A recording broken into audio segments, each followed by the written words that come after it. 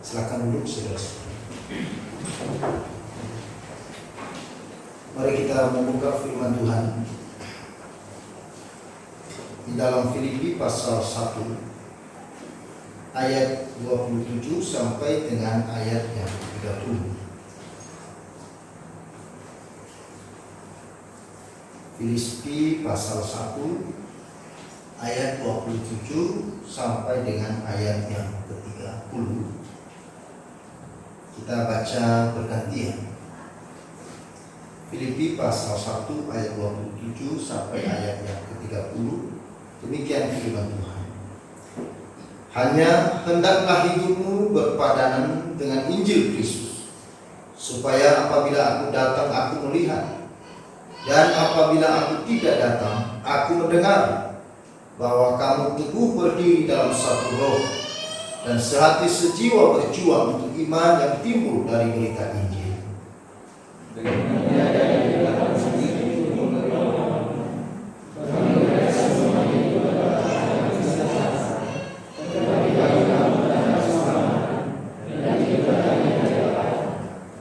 Sebab kepada kamu dikaruniakan bukan saja untuk percaya kepada Kristus, melainkan juga untuk menderita untuk Dia.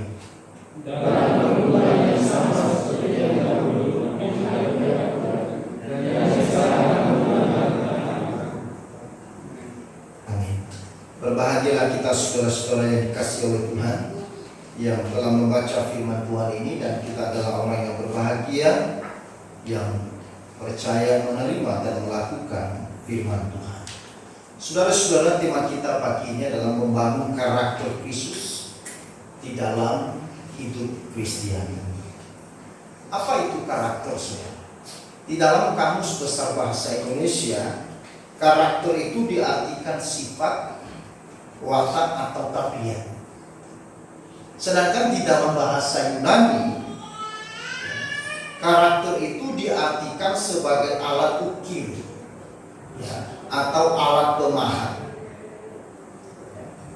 Jadi karakter adalah proses memahat jiwa, menandai diri, mengukir diri sedemikian rupa sehingga berbentuk unik, menarik, dan berbeda. Itu artinya saudara-saudara bahwa karakter adalah sesuatu yang dapat dibentuk,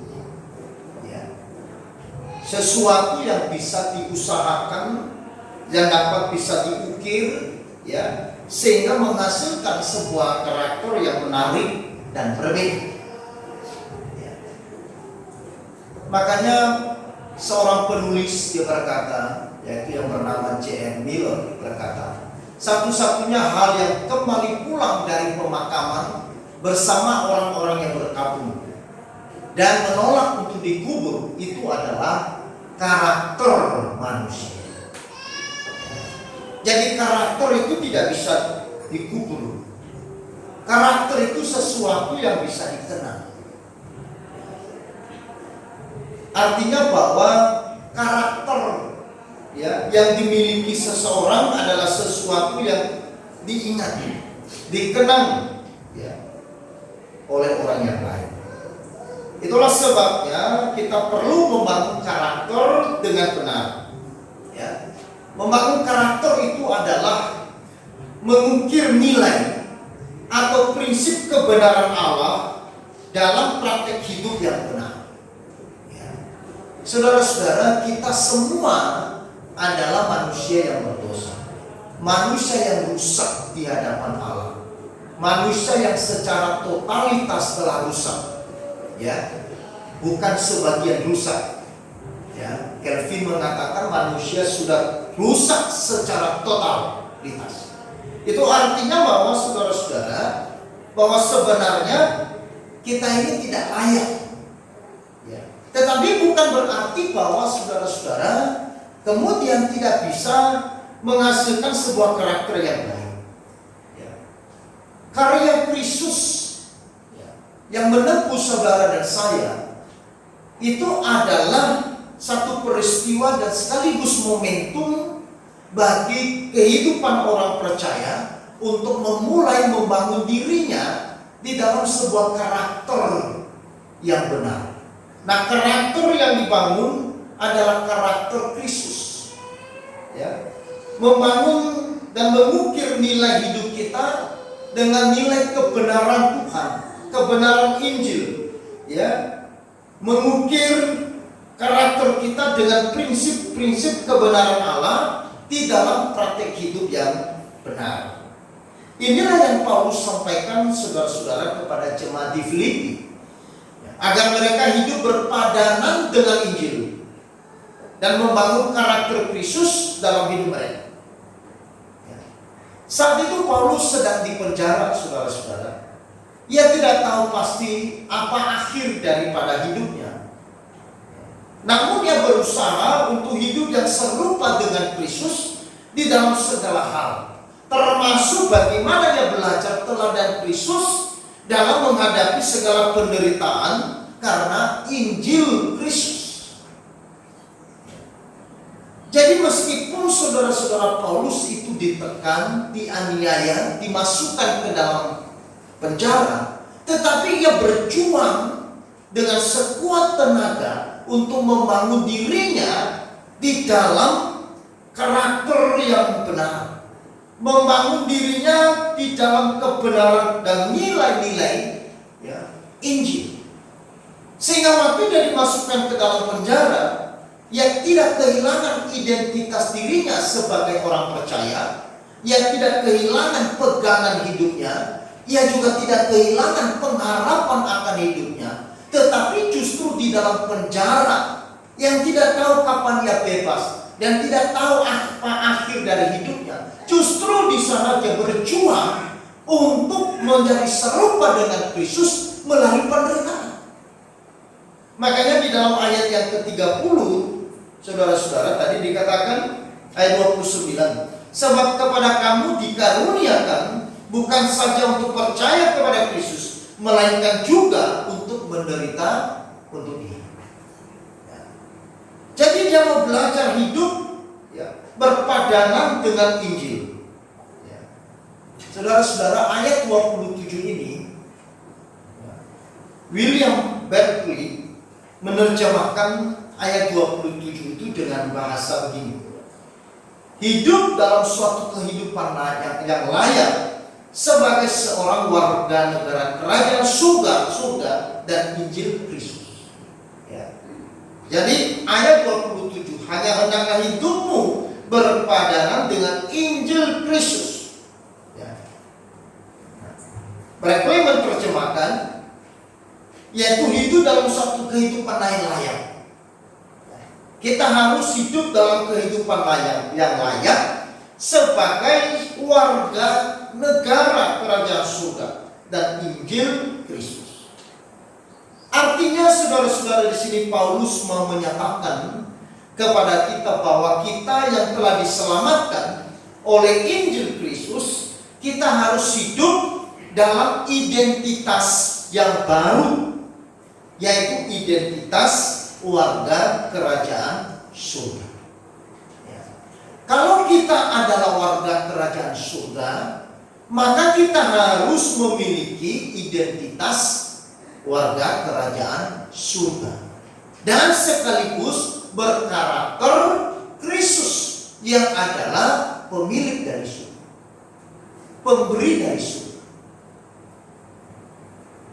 Saudara-saudara, identitas orang Kristen ini dikenal lewat dua kualitas, yaitu sebagai garam dan sebagai terang. Kedua hal ini mengacu kepada perbedaan dan pengaruh. Artinya saudara-saudara, bahwa orang Kristen yang terpanggil sebagai umat Tuhan, sebagai warga kerajaan Allah, maka dia memiliki kualitas hidup di tengah-tengah dunia sebagai garam. Garam itu apa? Yaitu berfungsi untuk mengasinkan supaya makanan tidak busuk. Jadi dalam Matius pasal 5, saudara-saudara, Yesus berbicara, hendaklah kamu menjadi garam dan terang dunia. Nah, karena pada zaman itu saudara tidak ada kulkas, tidak ada freezer. Jadi untuk mengawetkan daging, maka yang dipakai adalah apa? Garam. Sehingga waktu Yesus berbicara, hendaklah engkau menjadi garam, artinya bahwa memiliki fungsi untuk mengawetkan makanan supaya tidak busuk. Di dalam dunia ini penuh dengan kebusukan, maka kehadiran kita adalah memberikan garam, menggarami dunia, sehingga tidak menjadi busuk. Nah, sebaliknya dia katakan, hendaklah kamu menjadi terang. Artinya bahwa supaya kita memiliki pengaruh seperti terang yang menerangi setiap orang, supaya tidak dikuasai oleh kegelapan.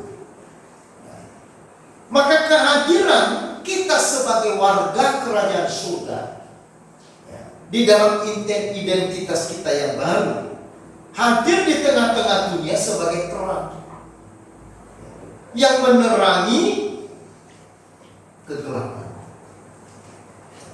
Itulah sebabnya di sini Paulus menginginkan kepada jemaat di Filipi ataupun kita, supaya kita bukan sekedar mengaku atau membanggakan diri sebagai warga kerajaan surga, tetapi supaya kita membangun diri kita dengan karakter kerajaan Allah yang berdasarkan Injil Kristus Yesus.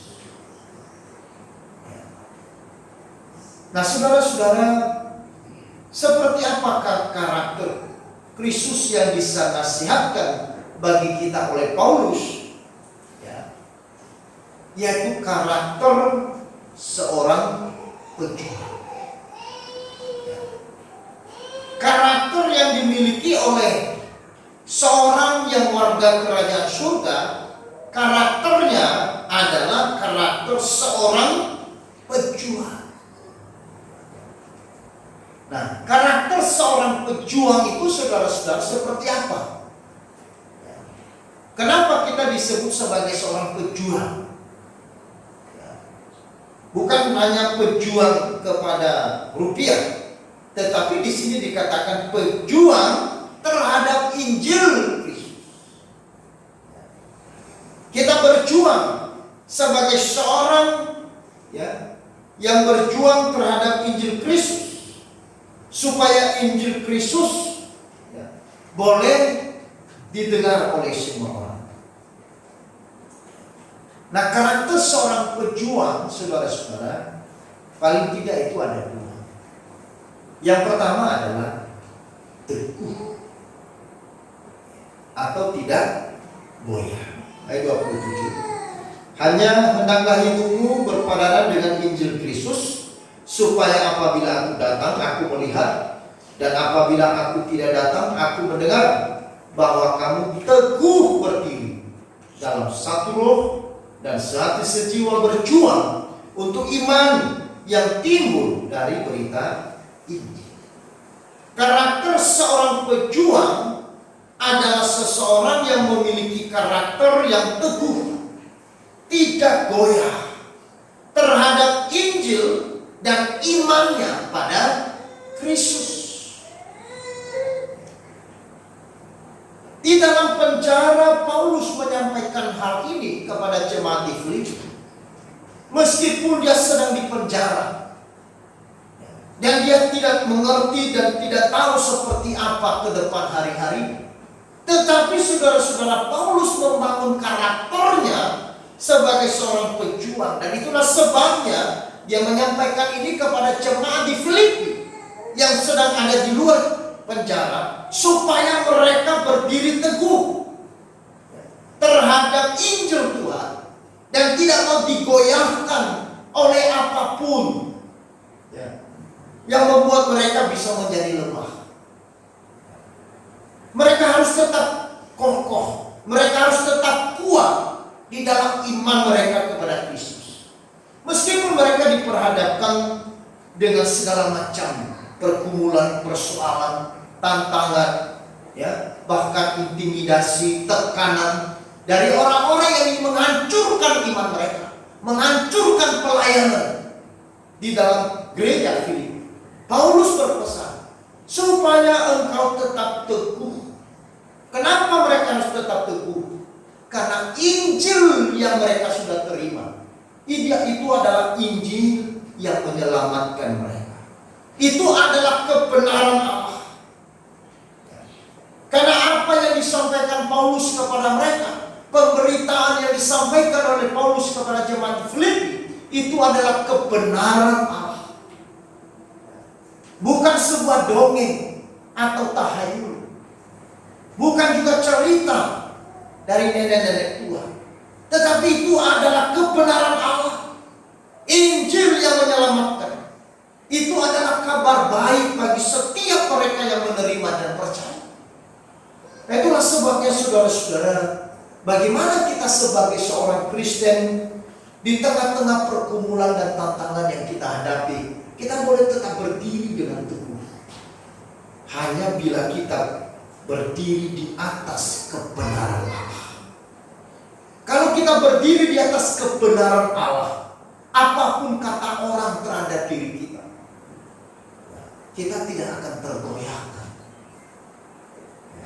Apapun kata manusia terhadap kita yang mencoba melemahkan iman kita, yang mencoba menarik kita supaya kita kehilangan semangat, supaya kita kehilangan fokus untuk melayani Tuhan dan mengikut Tuhan, kita akan tetap berdiri dengan teguh.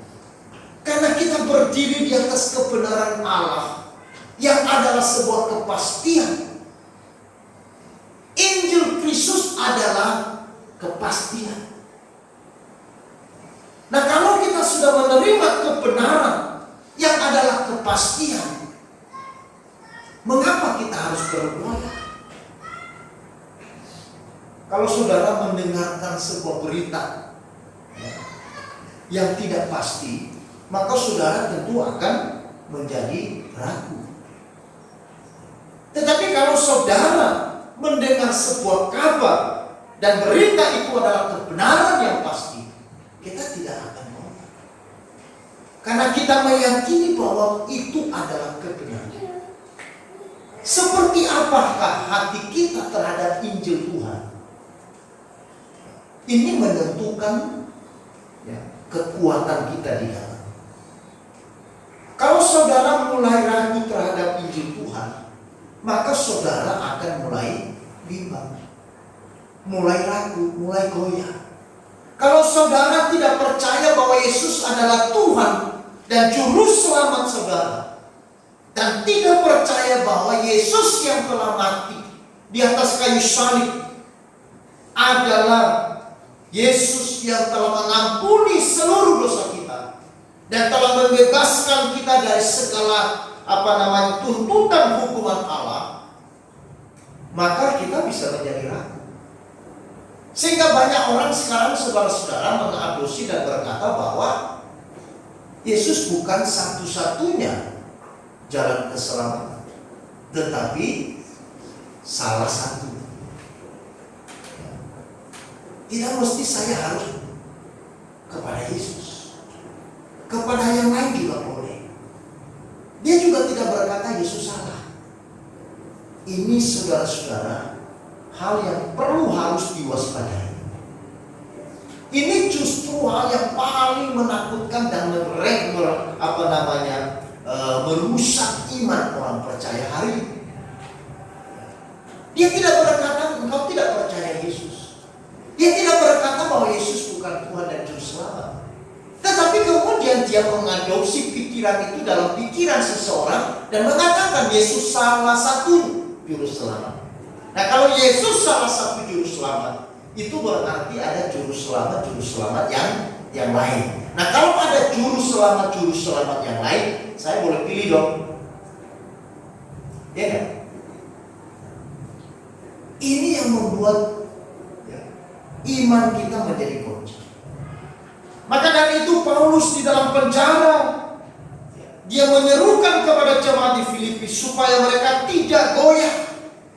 Mereka harus tetap berdiri di dalam kebenaran Injil yang adalah kekuatan Allah dan yang menyelamatkan bagi setiap manusia yang mempercayai. Saudara-saudara yang dikasihi oleh Tuhan, ini perlu kita harus membangun diri kita pada dasar yang kokoh, pada dasar yang benar. Bangunan kehidupan Kristen kita jangan hanya dibangun ya pada bangunan luaran, casingnya Kristen, tetapi isinya palsu.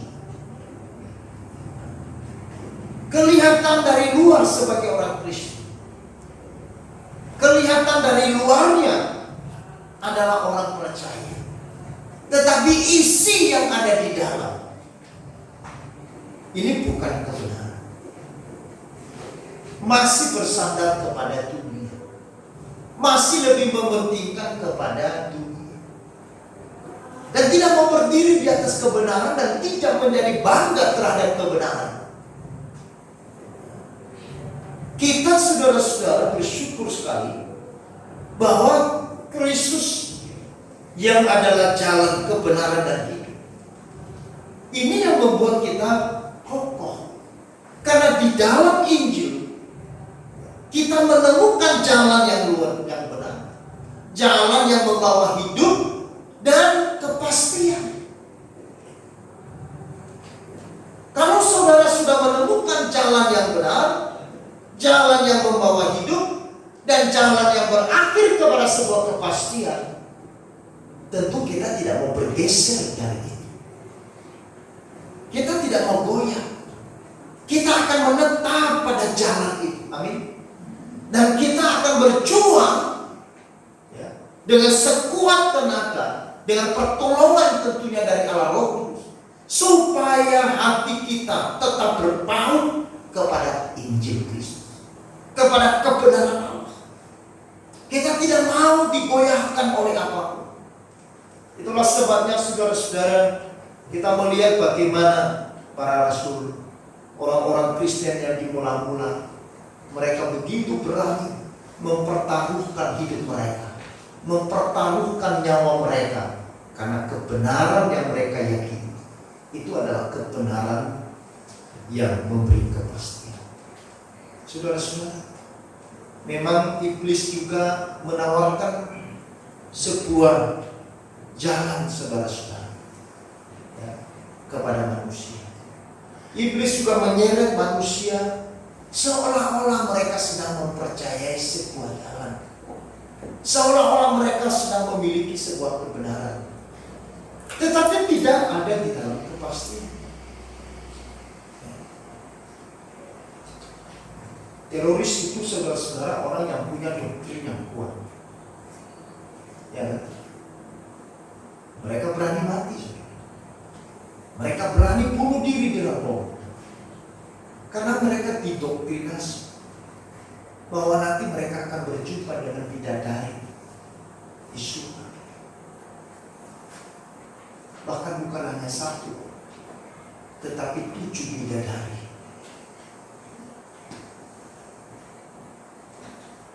Tetapi saudara-saudara, apakah itu pasti? Mereka sebenarnya juga tidak tahu. Dasarnya juga mudah-mudahan terhadap sesuatu yang mudah-mudahan saja, begitu banyak orang berani mati di dalamnya. Apalagi mereka yang memiliki sebuah kepastian. Teroris saudara-saudara berani mati karena mereka percaya bahwa nanti mereka akan dapat bidadari. Tetapi konsep yang dimiliki apa? Mudah-mudahan.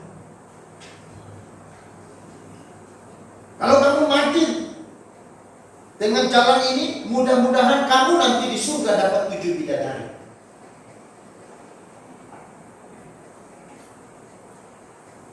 Coba.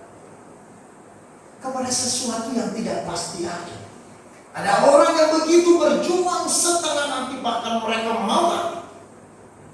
Maka Paulus mengatakan kepada jemaat di Filipi, kalau ada orang yang berani berjuang kepada Injil Kristus, berjuang di dalam imannya terhadap sesuatu yang bukan kebenaran dan bukan sebuah kepastian, seharusnya kita yang adalah warga kerajaan Allah harus hidup berpadanan dengan Injil.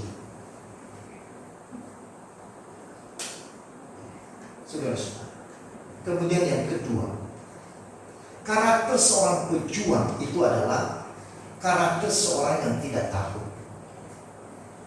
Ya toh? Tidak mungkin ada seorang pejuang yang takut. Bukan pejuang namanya. Sifat seorang pejuang, karakter seorang pejuang adalah seseorang yang tidak takut dan gentar.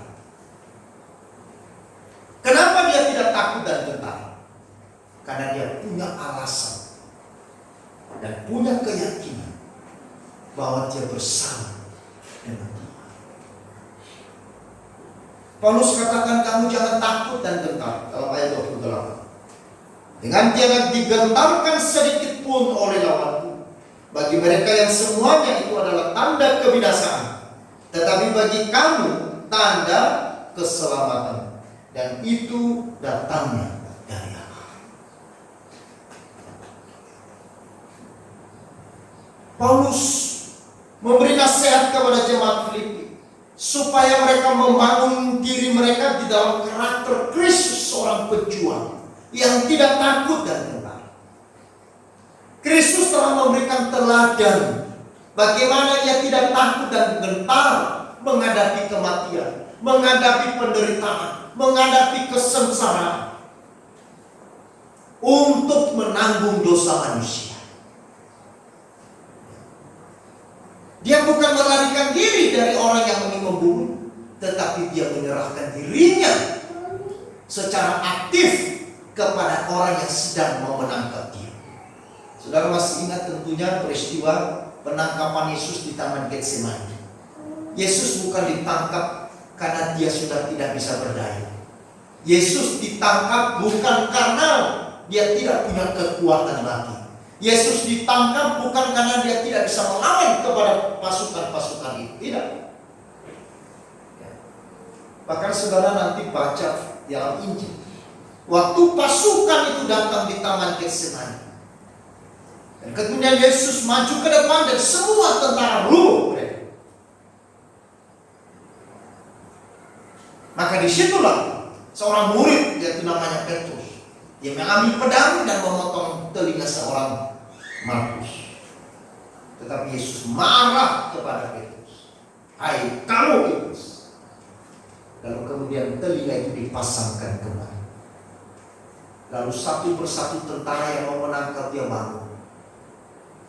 Lalu kemudian berkata, anak manusia memang harus diserahkan ke tangan orang berdosa. Lalu diserahkan ini secara aktif, bukan pasif. Jadi kematian Kristus di atas kayu salib itu bukan kematian karena tidak berdayanya Yesus. Kematian Yesus di atas kayu salib bukan karena Yesus sudah kehilangan kuasa, bukan. Tetapi memang harus dia mati supaya manusia boleh beroleh keselamatan. Karena itulah jalan satu-satunya bagaimana menyelesaikan hubungan manusia dengan Allah. Karena hanya itu satu-satunya bagaimana penebusan terhadap dosa manusia. Tidak lagi ditebus oleh darah binatang, kambing, bebek, ya, sapi, kerbau, tetapi sekarang dibayar lunas dengan darah anak domba Allah. Darah yang suci dan tidak bercacat, yaitu darahnya sendiri. Sehingga penebusan terhadap dosa itu tuntas. Saudara-saudara, kalau di dalam perjanjian lama, maka Tuhan memberikan bayangan dari sebuah penebusan, yaitu darah yang dicurahkan yaitu anak domba. Sama seperti waktu orang Israel ada di Mesir, dan kemudian Tuhan memberikan tulah kepada bangsa itu, yaitu kematian anak sulung. Lalu bagaimana penduduk Israel terhindar dari malapetaka? Mereka harus memotong domba yang baik, yang tidak bercela, lalu darahnya dipercikan, dioleskan di ambang pintu rumah mereka, sehingga ketika malaikat datang untuk membunuh anak sulung dari seluruh penduduk Mesir, dan kemudian dia melihat di ambang pintu rumah ada darah, maka mereka terlewat. Ini adalah tipologi atau bayangan dari Kristus yang mencurahkan darahnya bagi pembebasan, penyelamatan manusia terhadap kematian. Akibat dosa adalah mati. Tuntutan dosa adalah kematian. Maka Kristus menebus tuntutan dosa itu. Akibat dosa itu kematian di atas kayu salib, melalui kematian di atas kayu salib. Dan itu sebabnya dia melakukan dengan sepenuh hati. Dia tidak takut dan berkata, meskipun saudara kita lihat di dalam taman Getsemani, yang berdoa sampai meneteskan keringat darah, itu bukan sebuah tanda ketakutan, tetapi bagaimana dia berjuang terhadap penebusan dosa manusia. Tetesan darahnya adalah tetesan darah perjuangan terhadap cintanya bagi manusia berdosa. Darah yang mengalir dari tubuhnya adalah darah perjuangan untuk apa? Penebusan bagi dosa. Jadi bukan karena kita, saudara-saudara. Maka kalau saudara dan saya kemudian diselamatkan oleh Kristus, ini adalah anugerah Tuhan, bukan perjuangan kita, bukan. Karena kalau ada seorang bertobat, ingat saudara, bukan karena manusia yang mentobatkan dia. Itulah sebabnya ketika pemberita Injil lalu memenangkan jiwa dan membawa orang itu kepada Tuhan, engkau tidak boleh berbangga diri, apalagi sombong. Karena apa? Karena itu karena Tuhan. Maka kalau saya boleh memberitakan Injil, itu adalah anugerah. Tetapi yang membuat seseorang berbalik dari dosanya dan kepada Tuhan, itu pekerjaan Roh Kudus. Amin. Nah, kalau kemudian saya harus memberitakan Injil kepada orang lain, karena memang saya harus hidup sepadan dengan Injil. Kalau saya kemudian menaburkan kasih, menaburkan Injil kepada orang lain, itu bukan sebuah keistimewaan. Bukan menunjukkan saya lebih dari orang lain. Bukan menunjukkan bahwa iman saya lebih daripada orang lain. Pengenalan saya akan firman, akan Tuhan lebih dari orang lain. Tetapi itu adalah bagian yang mengalir dalam diriku, bahwa memang panggilanku adalah saksi. Kalau saudara melihat bagaimana anugerah Tuhan besar dalam hidup saudara, dan saudara menyadari bahwa seharusnya saya harus mati, tetapi kemudian oleh Kristus kemudian yang memberikan aku hidup, apakah istimewanya kalau aku bersyukur dan memberitakan kepada orang lain? Coba. Bukankah tanpa disuruh pun saudara akan bercerita, betul? Ya kan? Tidak perlu disuruh. Saudara akan pergi kemana-mana dan memberitakan kabar itu. Saya kemarin mati, tapi sekarang hidup. Saya kemarin mati, saya sekarang hidup. Tidak perlu diperintah, tidak perlu diajar, ya kan? Tidak perlu disuruh. Karena itu adalah respon yang alami dari seorang yang telah mengalami kasih karunia Allah. Maka waktu saya bersaksi kepada orang lain, waktu saya memberitakan Injil kepada orang lain, ini adalah bagian dari kasih. Nah, saudara-saudaraku yang kekasih dalam Tuhan, maka Paulus berkata yang kau tidak boleh takut dan gentar terhadap apapun di dalam hidup. Karena Injil Kristus adalah kekuatan yang menyelamatkan setiap kita yang percaya. Paulus tidak mudah menyerah dan tidak mudah menyalahkan Tuhan dan manusia. Orang yang takut dan gentar, dia akan lama-lama menjadi putus asa. Orang yang punya karakter takut, maka dia akan mudah menjadi putus asa. Dan di dalam keputusasaannya, dia akan mencari kambing hitam. Kambing hitamnya bisa Tuhan, bisa juga orang lain. Betul nggak? Orang yang kalah biasanya saudara-saudara, dia akan mencari kambing hitam. Kenapa dia kalah?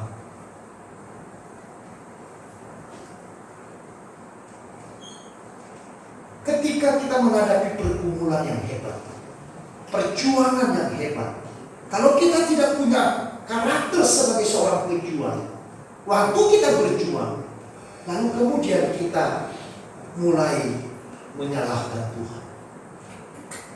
Karakter ini sudah dimiliki oleh umat Israel. Waktu Tuhan menyuruh mereka untuk keluar dari Mesir, dan kemudian mereka harus pergi ke tanah perjanjian. Padahal mereka tahu betul bahwa Tuhan bersama dengan mereka. Tuhan tidak pernah meninggalkan mereka sedetik pun. Karena kehadiran tiang awan dan tiang api adalah tanda penyertaan dan kehadiran. Tiang awan di siang hari dan tiang api di malam tidak pernah beranjak dan meninggalkan mereka sedetik pun. Artinya bahwa orang Israel sebenarnya secara mata manusia mereka melihat dengan jelas bahwa Tuhan bersama mereka. Bukan hanya tanda tiang awan dan tiang api, tetapi mukjizat-mukjizat Tuhan juga menyertai mereka sepanjang perjalanan mereka. Mereka diperhadapkan dengan kebuntuan, di mana mereka sudah tidak tahu harus berbuat seperti apa terhadap kehidupan mereka. Tetapi Tuhan membuat sebuah mukjizat yang besar. Mereka boleh melintasi lantai perahu.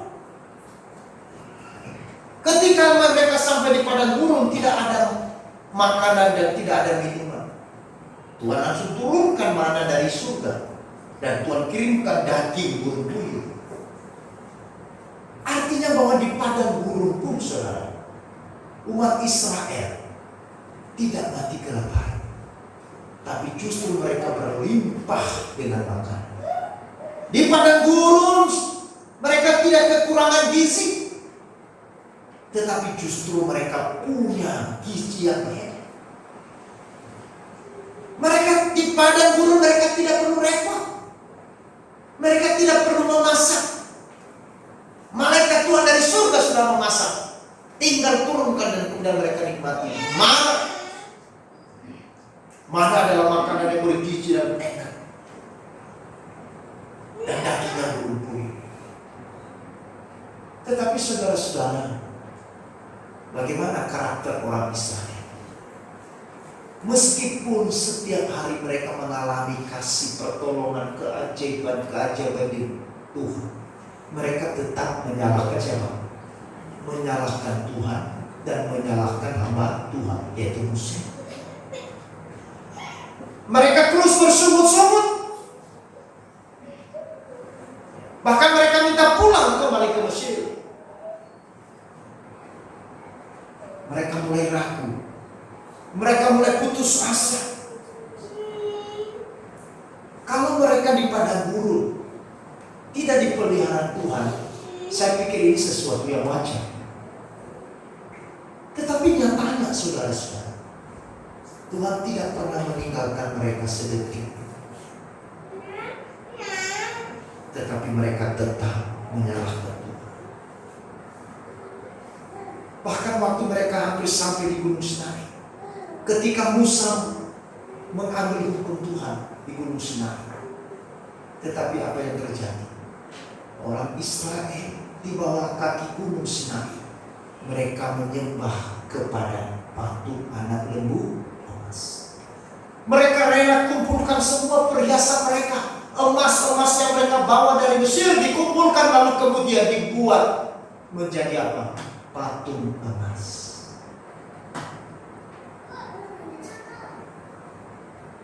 Mereka menyembah patung emas, tetapi mereka juga lihat bahwa di atas mereka ada awan yang menutupi cuaca yang panas sehingga mereka tidak gosong. Mereka malam hari menyembah patung emas, tetapi mereka tidak sadar bahwa ada tiang api yang adalah tanda kehadiran Tuhan. Itu itulah manusia yang berdosa. Karakter mereka belum dibangun di dalam karakter Kristus. Itulah sebabnya saudara-saudara, kita berjuang. Kehidupan kekristenan kita bukan sesuatu yang instan, bukan sesuatu yang biasa. Kita bertumbuh karena kita mau berjuang. Memang harus kita perjuangkan iman ini. Bukan santai saja. Kita membangun karakter Kristus dalam hidup kita. Ini adalah sebuah komitmen, sebuah keputusan yang kita harus lakukan dengan kerelaan untuk mau berjuang. Tidak goyah, tetap teguh, tidak takut dan tidak gentar. Saudara-saudara,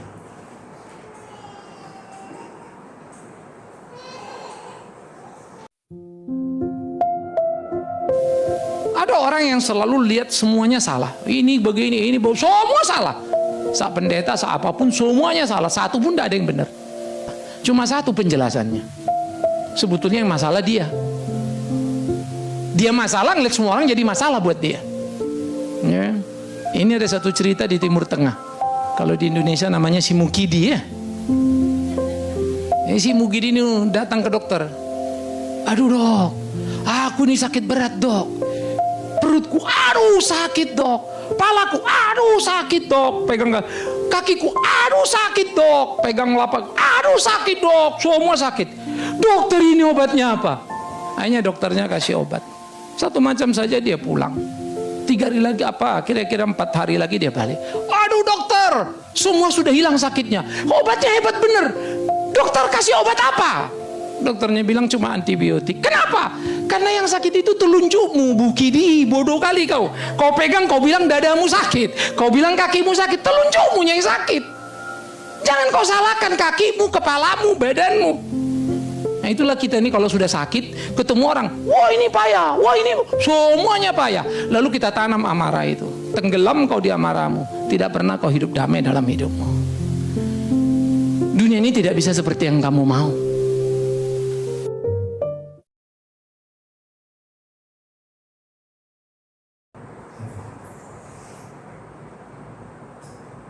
kita harus membangun karakter Kristus di dalam hidup kekristenan kita di dunia. Memang tidak mudah, tapi ini adalah sebuah perjuangan. Mari kita lihat.